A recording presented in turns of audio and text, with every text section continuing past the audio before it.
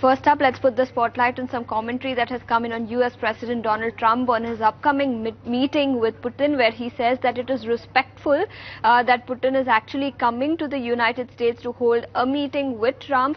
He also goes on to say that he will attend Zelensky and Putin's meeting later on if at all it is required.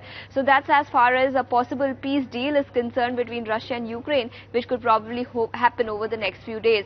We also have some commentary that has come in from UK PM's spokesperson, where he says that peace must be built with Ukraine and it should not be imposed on them. So that's some important commentary. He's also said that he is committed to Ukraine's sovereignty and territorial integrity.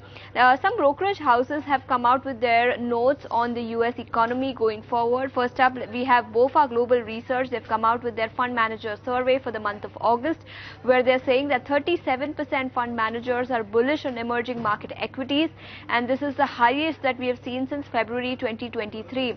Global investors are increasingly more cautious on their views about growth and inflation, at least for the next 1 year, and inflation concerns have now risen. 18% portfolio managers are expecting higher global inflation going forward. In fact, not just BofA, we also have UBS, which has raised their target price on S&P.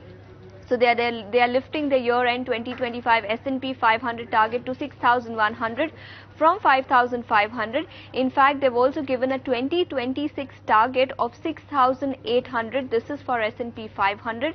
And they've also spoken about the factors that will drive US markets higher next year. Stronger than expected US economic and corporate performance will aid S&P 500 growing forward. So those are some of the important comments, especially when it comes to upcoming meeting of Trump with Putin and the outlook for US markets going forward.